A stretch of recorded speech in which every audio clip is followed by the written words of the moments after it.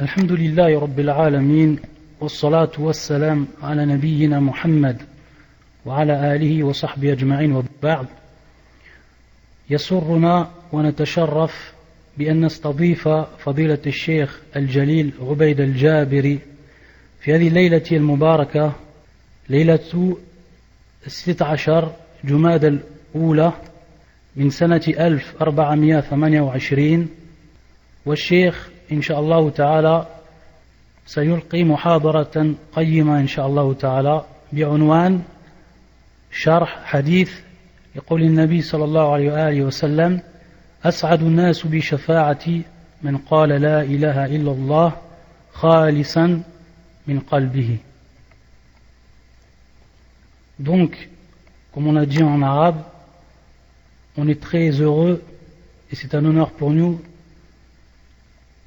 de pouvoir accueillir aujourd'hui Fadilat al-Sheikh Ubayd al-Jabiri, qui va donc faire un cours qui est en relation directement avec l'intercession et qui est l'explication d'un hadith qui est rapporté par l'imam al-Bukhari, où c'est la parole du prophète sallallahu alayhi wa sallam: le plus heureux des hommes, quant à mon intercession, celui qui dira en toute sincérité, celui qui dira la ilaha illallah en toute sincérité de par son cœur. فليتفضل الشيخ مشكورا. السلام عليكم ورحمة الله وبركاته. الحمد لله رب العالمين، صلى الله وسلم على نبينا محمد وعلى آله وصحبه أجمعين. أما بعد، فنرحب بأبنائنا وبناتنا من المسلمين الذين يستمعون إلينا عبر هذه الغرفة، ونحدثكم هذه الليلة حديثا صحيحا عن النبي صلى الله عليه وسلم، أخرجه البخاري وغيره من حديث أبي هريرة رضي الله عنه. فعن أبي هريرة رضي الله عنه قال: سألت رسول الله صلى الله عليه وسلم: من أسعد الناس بشفاعتك يا رسول الله؟ فقال رسول الله صلى الله عليه وسلم: لقد ظننت يا أبا هريرة ألا يسألني عن هذا الحديث أول منك. أسعد الناس بشفاعتي يوم القيامة من قال لا إله إلا الله خالصا من قلبه أو نفسه. ترجم.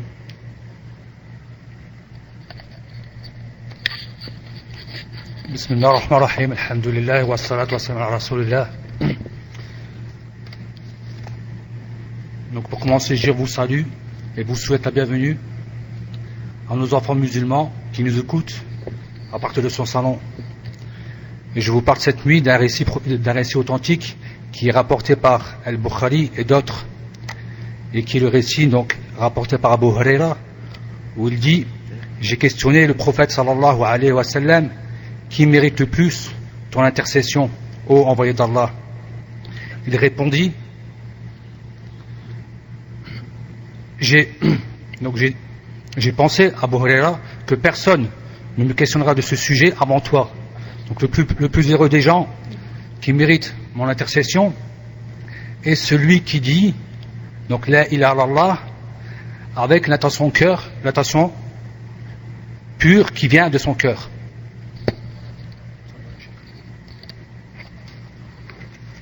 أيها المسلمون والمسلمات،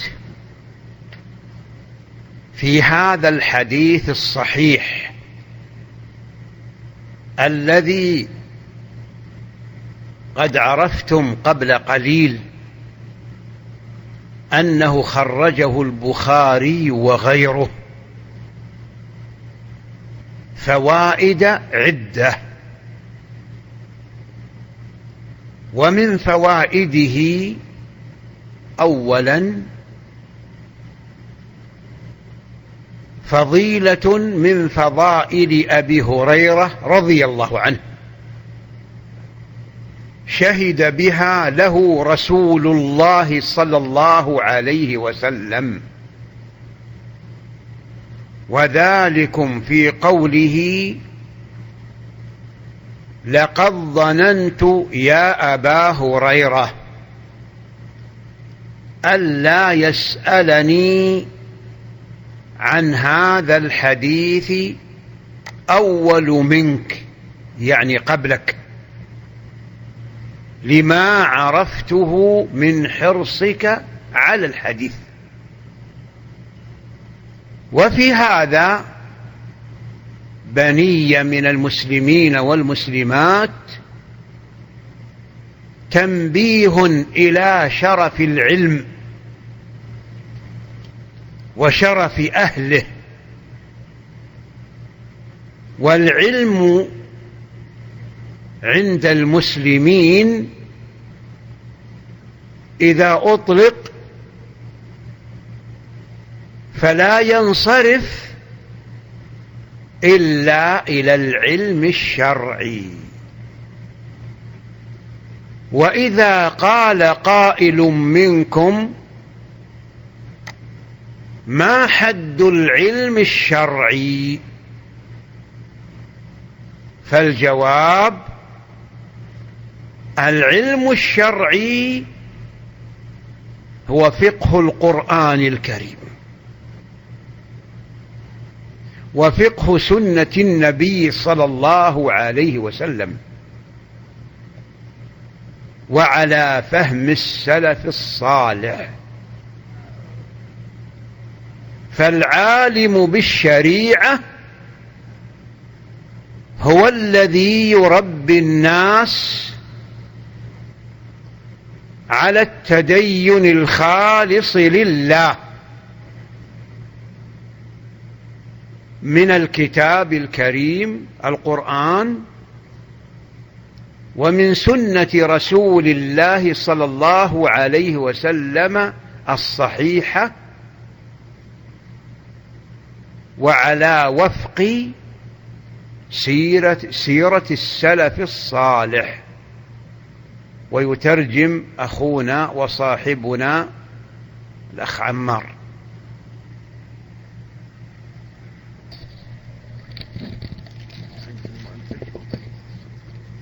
أنت الذي ترجم أو فن؟ أنا شيخ عمار.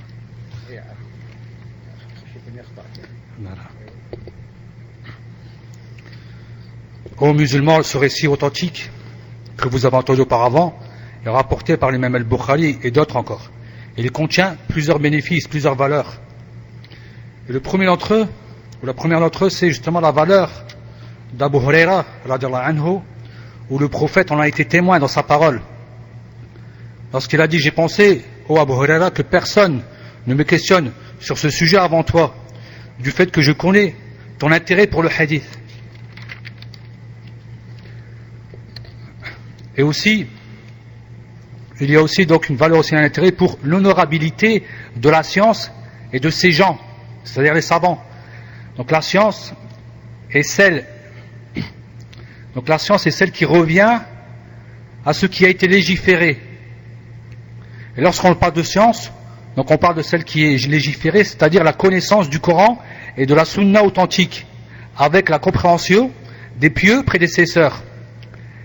Et la science, dans la jurisprudence, c'est justement donc celui qui éduque, donc Allah qui éduque avec le Coran, à partir du Coran, et de la Sunna authentique, avec la voix des pieux prédécesseurs.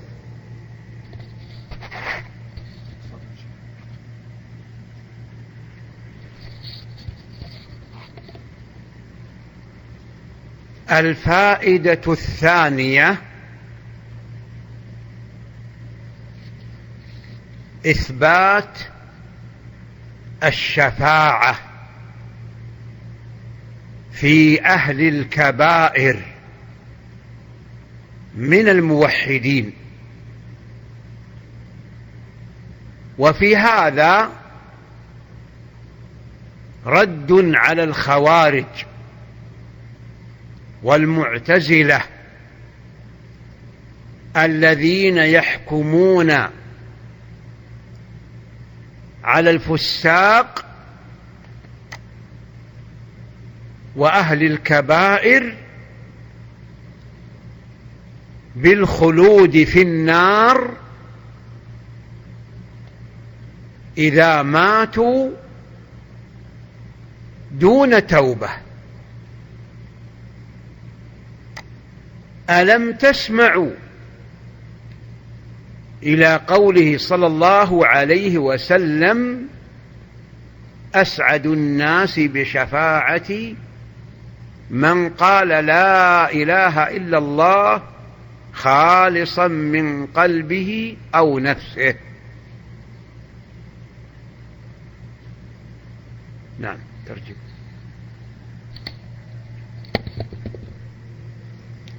La deuxième vertu, la deuxième valeur que l'on retrouve dans ce hadith, c'est le fait d'affermir l'intercession chez les gens qui commettent des grands péchés, parmi ceux qui unifient Allah Azza wa Jal. C'est une réplique pour les sectes comme el Khawarij et el Mu'tazila, qui prétendent que ceux-là, c'est-à-dire ceux qui commettent les grands péchés, demeurent en enfer éternellement s'ils ne se repentent pas avant cela. N'entends-tu pas la parole du prophète sallallahu alayhi wa sallam qui a dit, donc dans ce hadith, le plus heureux parmi les gens est celui qui dit la ilaha illallah avec sincérité, c'est-à-dire dans son fort intérieur ou dans son cœur.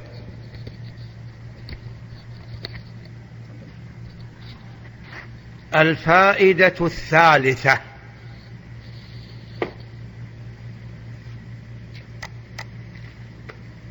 أن من مات على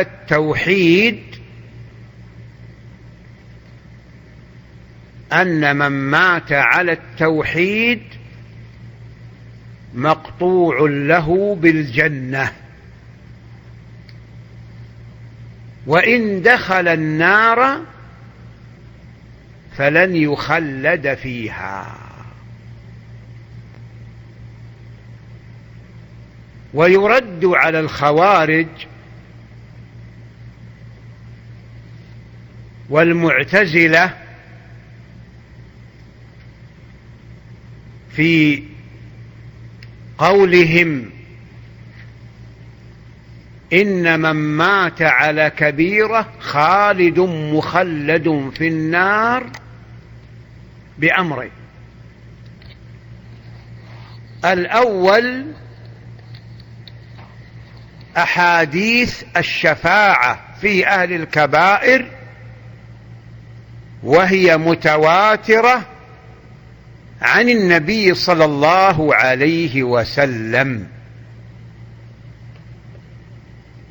ويرد عليهم ثانيا بإجماع أهل السنة،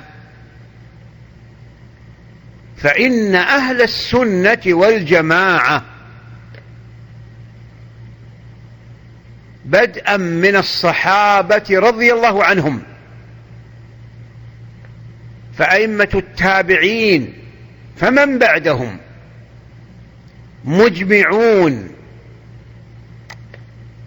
على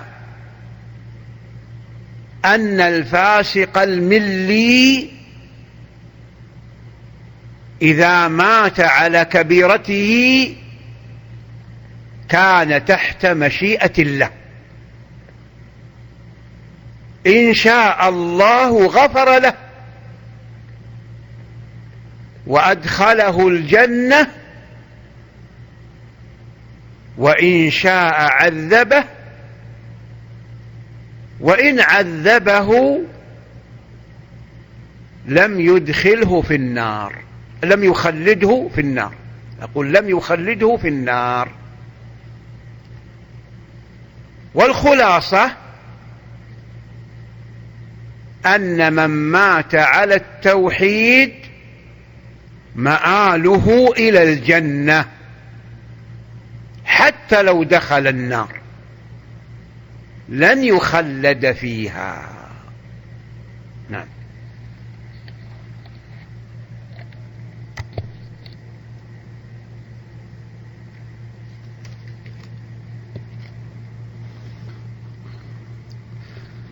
Troisième valeur et troisième vertu est que celui qui meurt unificateur entrera au paradis même s'il y demeure en enfer un certain temps, c'est-à-dire qu'il n'y demeurera pas éternellement.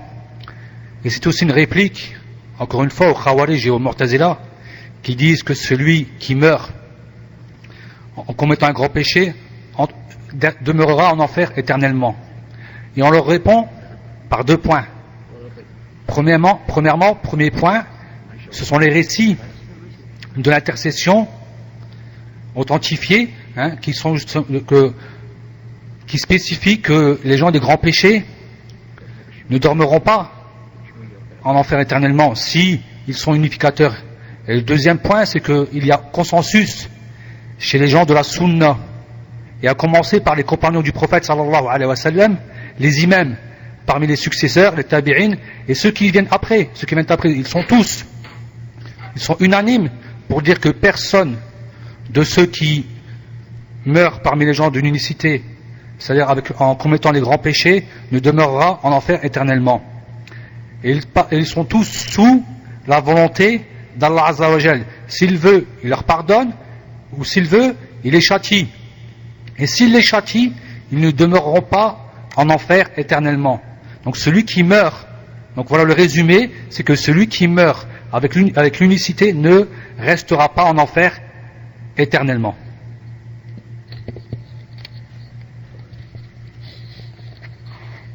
الفائدة الرابعة التنبيه إلى شرط الإخلاص في لا إله إلا الله، وهذا دليل على أن مجرد قولها لا ينفع، بل لا بد مع قولها من تخليصها من شائبة الشرك،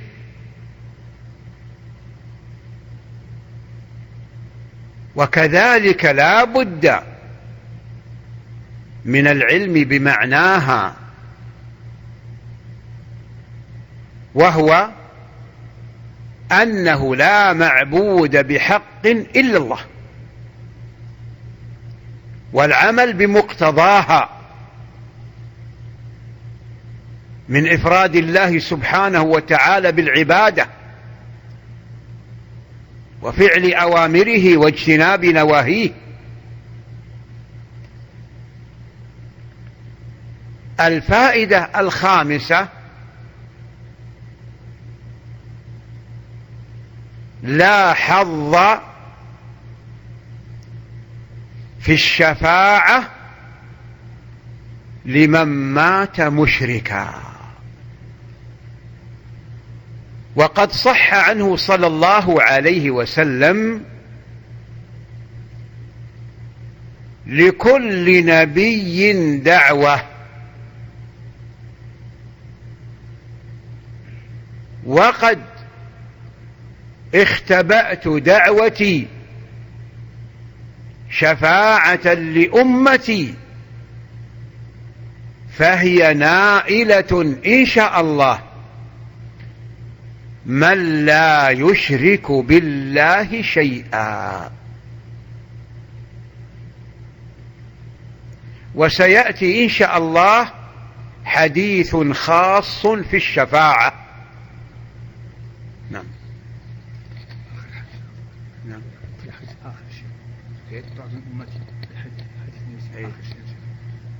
فهي نائلة إن شاء الله من لا يشرك بالله شيئا.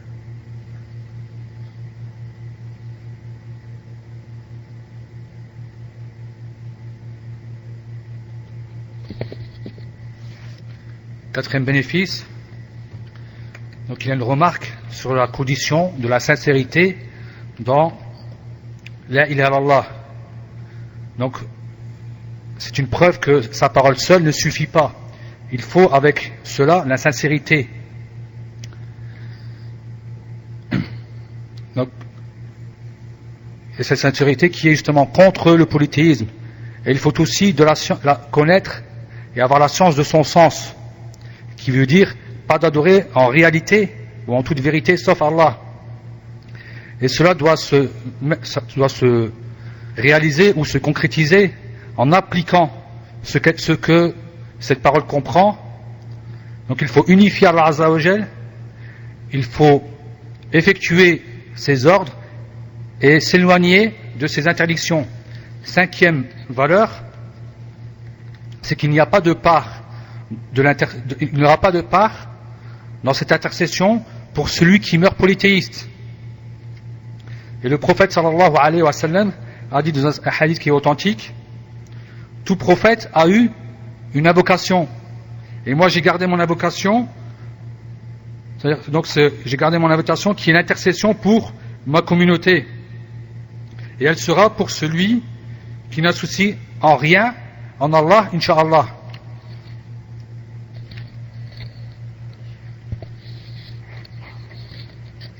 وبهذا القدر من الحديث معكم انتهى شرح هذا الحديث، ونستقبل إن شاء الله ما تيسر من أسئلتكم، فحياكم الله وأهلا وسهلا.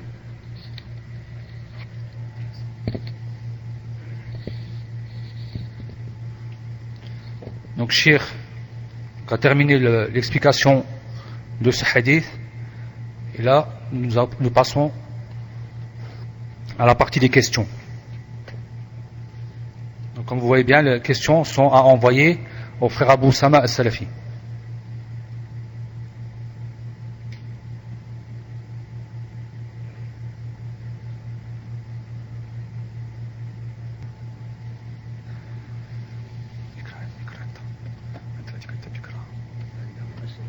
نعم في أسئلة شيخ جهزها كلها.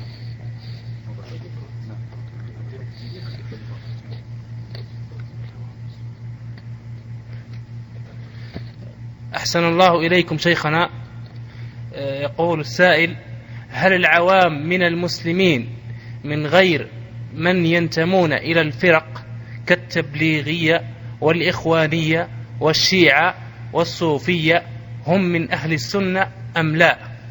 وإذا كان هؤلاء العوام ليسوا من أهل السنة، هل يصح أن يقال عنهم هم جهال لا من أهل السنة ولا من أهل البدع، بناء على قوله تعالى: إنه كان ظلوما جهولا؟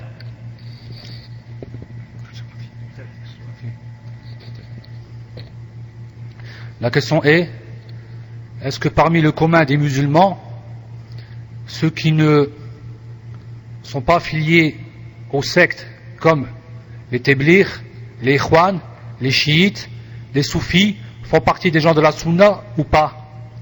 Et est-ce que si ces gens-là, qui sont des communs des musulmans et qui ne font pas partie des gens de la Sunna, est-ce qu'il est vrai ou est-ce qu'il est permis de dire de ceux-là qu'ils sont ignorants, mais qu'ils ne font pas partie des gens de la Sunna ni des gens de la Bid'a, en se basant sur la parole d'Allah Azza wa Jal qui dit: certes, il est injuste et ignorant.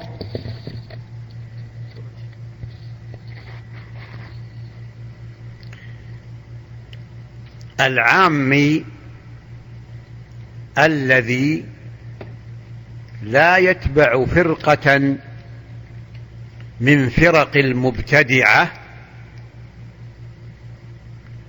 كما ذكر في السؤال هو من أهل السنة معدود في أهل السنة ما دام سالما من البدعة.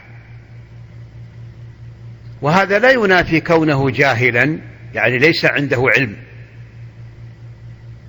بل عرفنا من العوام من هو حاذق فطن حازم في أمره مجالس لأهل العلم مستفيد منهم. نعم.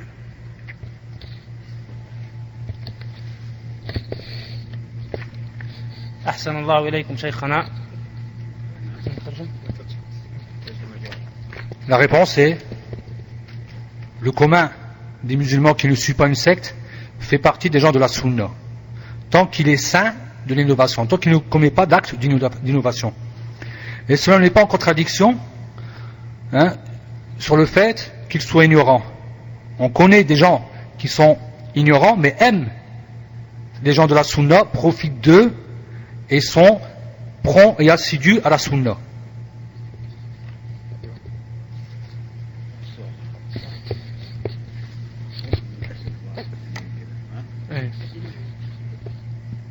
أحسن الله إليكم شيخنا. السؤال الثاني، السائل يقول أو سائلة من فرنسا تقول: السلام عليكم فضيلة الشيخ، إنني أحبكم في الله، هل يسوغ للسائل أن يسأل أحد الإخوة المدنيين المذنبين أو غير المذنبين قائلا: هل فعلت كذا أو قلت كذا، ويظهر له أنه لا يعرف الجواب وفي الحقيقة يعرف الجواب، فهل هذا تصرف يليق بالآداب الإسلامية؟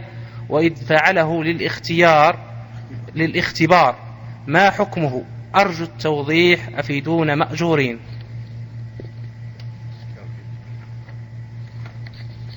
La question est non.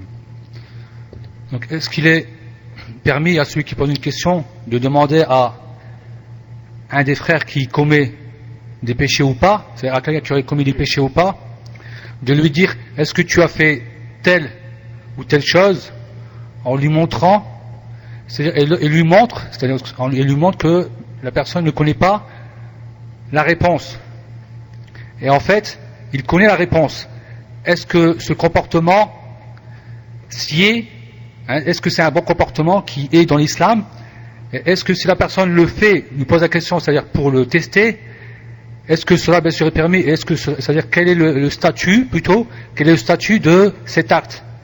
Donc, Cheikh, je veux de votre part un éclaircissement. Faites-nous profiter. وعليك السلام ورحمة الله وبركاته. وأحبك أيها السائل أو السائلة من أحببتنا من أجله. والجواب على هذا السؤال يتضمن بيانا لأحوال ثلاث، فتفطنوا إليها أبنائي من المسلمين والمسلمات.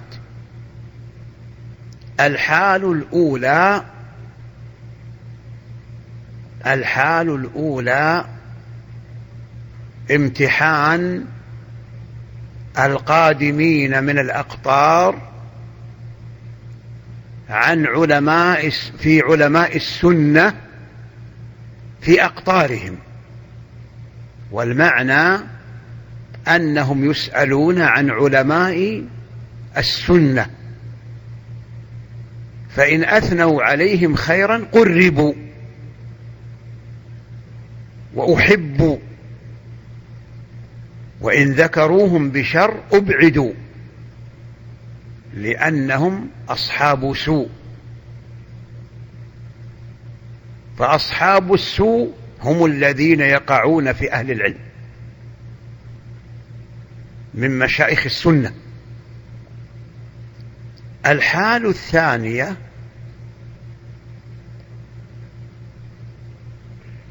سؤال المذنب الذي عرف أنه أذنب، هل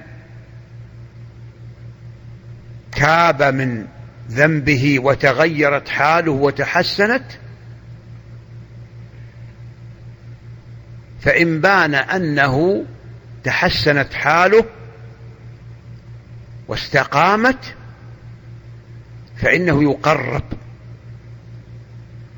وإن بان أنه على ما هو عليه من الفسق والفجور أو البدعة فإنه يبعد. الحال الثالثة اختبار الشخص من قبل من يهمه أمره، هل هو على علم أو لا، هل هو على علم أو لا، وهل هو صادق أو لا. وهذا صنعه النبي صلى الله عليه وسلم لما قال له معاوية ابن الحكم إنه عنده جارية أمه يريد أن يعتقها، فقال صلى الله عليه وسلم جئني بها أنظر أمؤمنة هي، فجاء بها سيدها فقال لها رسول الله صلى الله عليه وسلم أين الله؟ قالت في السماء. قال من أنا؟ قالت أنت رسول الله. قال أعتقها فإنها مؤمنة. وهكذا لو قدم عليكم شخص من بلد مسلم أو مسلم قدم من بلد غير مسلم وأراد أن يعلم في مدارسكم أو مساجدكم، فللجهة المسؤولة امتحانه حتى يعلموا ويستبينوا هل هو صاحب سنة أو لا. وهذا إذا لم يزكه أحد من أهل العلم الموثوقين. فإن كانت لديه تزكية من عالم صاحب سنة معروف عندكم فلا يمتحن، والله أعلم. نعم. عجلناك أو كتبت؟ نعم يا شيخ كتبت.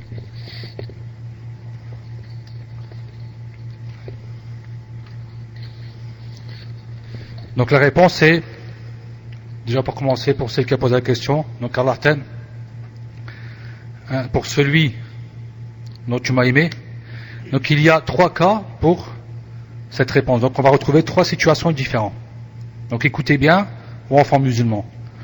La première situation, le premier cas est de tester ceux qui viennent donc de tel endroit parmi les gens de la Sunna chez eux. Maintenant, c'est des gens qui viennent de loin pour arriver chez nous. Puis, s'ils leur font les éloges, en ce moment-là, on va les tester par rapport aux gens de la Sunna. Si on voit que il y a ces gens-là ont reçu les éloges, donc vous pouvez vous rapprocher d'eux et les aimer. Et si c'est le contraire, il faut s'en éloigner. Deuxième cas, donc c'est la question du pécheur, donc celui qui a commis des péchés. Qui c'est qui a commis ce péché?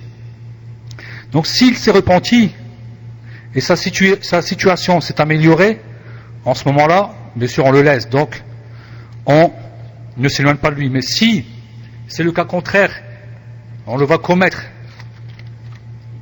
donc des péchés, comme les péchés qui amènent à la perversité ou à l'innovation, dans ce cas-là, on s'éloigne de lui. Troisième cas, c'est le fait de tester quelqu'un qui a, est-ce que cette personne aurait de la science ou pas? est-ce que cette personne serait véridique ou pas? Car le prophète sallallahu alayhi wa sallam l'a fait lorsque Muawiyah ibn al-Hakam donc a dit qu'il avait une servante et qu'il voulait la libérer. Donc il dit sallallahu alayhi wa sallam, rapporte-la. On verra si elle est croyante. Donc il l'a apportée et le prophète sallallahu alayhi wa sallam l'a testé, l'a éprouvé. Donc il lui a dit, où est Allah? Elle répondit, dans les cieux. Puis il dit sallallahu alayhi wa sallam, qui suis-je? Et elle dit, l'envoyé d'Allah. Et après le prophète sallallahu alayhi wa sallam a dit, libère-la car elle est croyante. Donc voilà, donc si une personne viendrait de quelque lieu que ce soit et qu'il veuille vous enseigner, alors il incombe au responsable de ces mosquées ou de ces écoles de le tester afin de connaître s'il fait partie de la langue de la sunna ou pas. Ça c'est au cas où cette personne n'aurait pas de recommandation, n'aurait pas de tezkiya. Mais si la personne a des tezkiya, en ce moment-là, par des gens qui sont par des savants connus et reconnus, en ce moment-là, il n'y a pas besoin de faire ce test.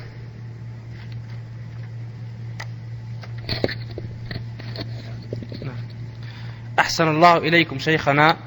السؤال الثالث: أخت من فرنسا تقول: أنا أخت يتيمة من فرنسا وعمري 18 سنة ولا أريد الزواج وأريد أبقى مع أمي، هل من نصيحة؟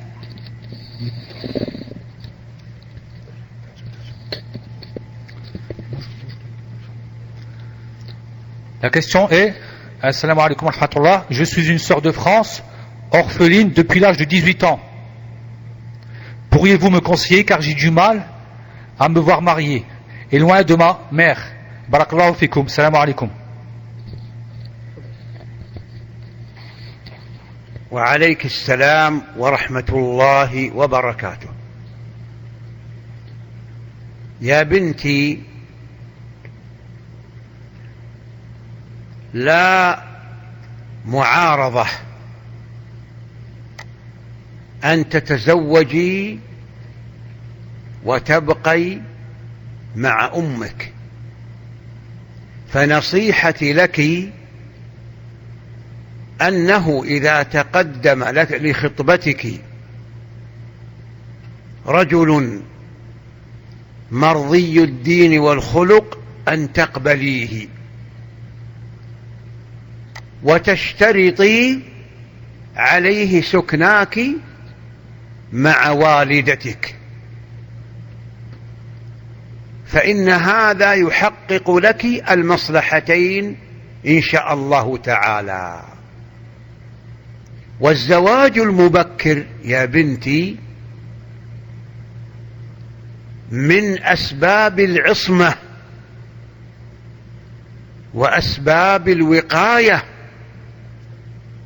من الفتن، والمرأة ضعيفة، فإذا بلغت سنا متقدما ولم تتزوج وضعفت فإنه لا يخدمها أحد، وأمك يظهر أنها امرأة كبيرة فتحتاج إلى خدمة، فإذا تقدمت بك السن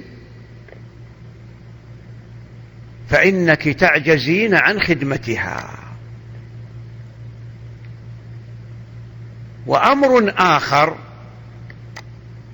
وهو أنه إذا تيسر لك زوج ذو خلق ودين في هذا السن المبكر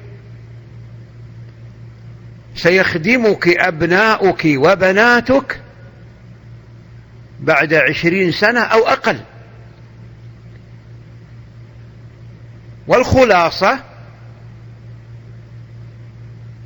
أنه لا مانع أن تتزوجي مع شرط سكناك مع والدتك إذا تقدم لك مرضي الدين والخلق. نعم.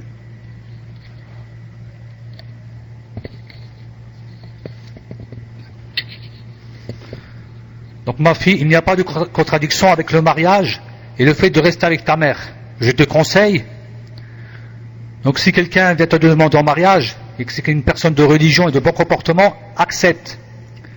Et tu peux donner comme condition le fait que ta mère soit avec toi.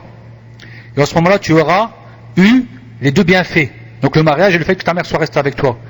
Le mariage précoce, tôt, est une cause de la protection, de la turpitude, de la fitna. La femme est faible. Et si elle prend de l'âge, donc ne se marie pas, elle va faiblir et aussi, elle ne sera plus là, elle ne va pas aider comme il le faut. Et ta mère, d'après ce que je vois, ta mère paraît âgée. Donc elle a besoin d'aide. Et toi, en ce moment-là, tu ne pourras pas. Donc autre cas aussi, si Allah Azza wa Jal te facilite, un homme pieux et de bon comportement accepte. Donc je te conseille d'accepter quand tu auras des enfants, ou c'est-à-dire dont 20 ans après ou même moins, ils t'aideront. Donc accepte justement, donc il n'y a pas de mal, pas de grief pour toi d'accepter cette personne en mariage.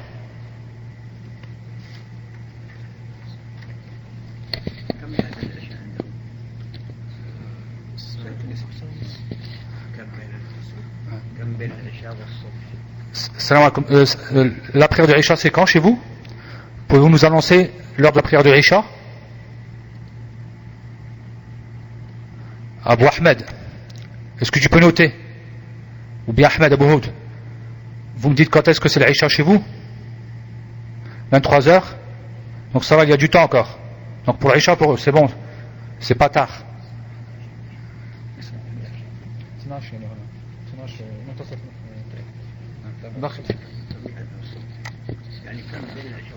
Abu Ahmed, 22h30.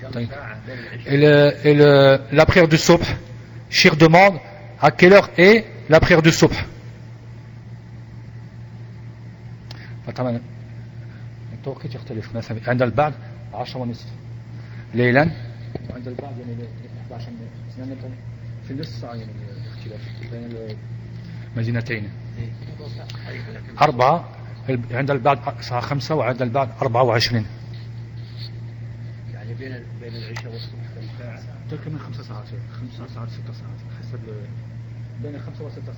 لا إذا كان 6 ساعات لا بس إن شاء الله وقت يعني. نعم. لكن إذا كان ساعتين 3 أولى ليس بعد نعم يكون شيء. أقول إذا كان ساعتين 3 4 نعم. هذا في الصيف عندنا 3 ونصف بعد شهر ونصف. إذا ضاق الوقت نعم بين العشاء والصبح نعم. يجمعون جمع تقديم زي المغرب. Donc Shir donne un bénéfice, c'est que si la prière, c'est-à-dire si le temps, laps de temps qui s'écoule entre le Isha et le Subh est écourté, donc comme 3 heures ou quelque chose comme ça, donc en ce moment il est permis de prier le Isha avec le Maghreb en avançant la prière du Isha. Donc voilà un bénéfice de la part de Shir. Hafdallah.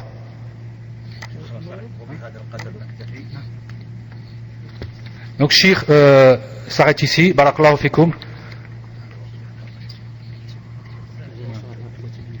Donc les questions qui n'ont pas eu de réponse, qui n'ont pas obtenu de réponse, vous allez la recevoir donc c'est-à-dire à partir de la boîte de Shir. Donc envoyez-vous, c'est-à-dire sur la boîte email de Shir, c'est-à-dire votre question et Shir vous répondra. Donc il met à peu près 10 jours pour répondre. D'accord? Et aussi, donc toujours il y a une annonce du Dars qui sera donc Naam. Et les questions toujours Naam. Et les questions toujours, elles sont toujours pour Shir donc dans son adresse email en langue arabe.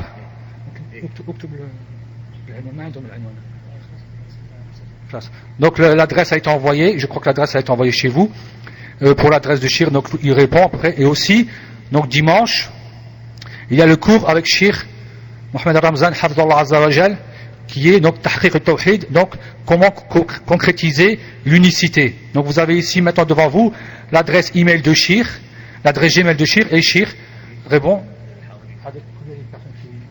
présente. Donc répond. Et aussi, il nous annonce aussi, Cheikh Hafzallah, que dès la rentrée d'école, mois de septembre, il va nous faire un cours sur le fiqh. Donc ça sera un livre sur le fiqh. Naam, tu peux mettre le lien du cours sur le site. Naam. Tu peux mettre le lien du cours sur le site. Il n'y a pas de problème. Tout en sachant que on va dès septembre commencer un petit livre que Cheikh va choisir, Inch'Allah. Donc le titre actuellement n'est pas encore annoncé, sur la jurisprudence. Barakallahu fikum. En espérant que vous serez nombreux à suivre.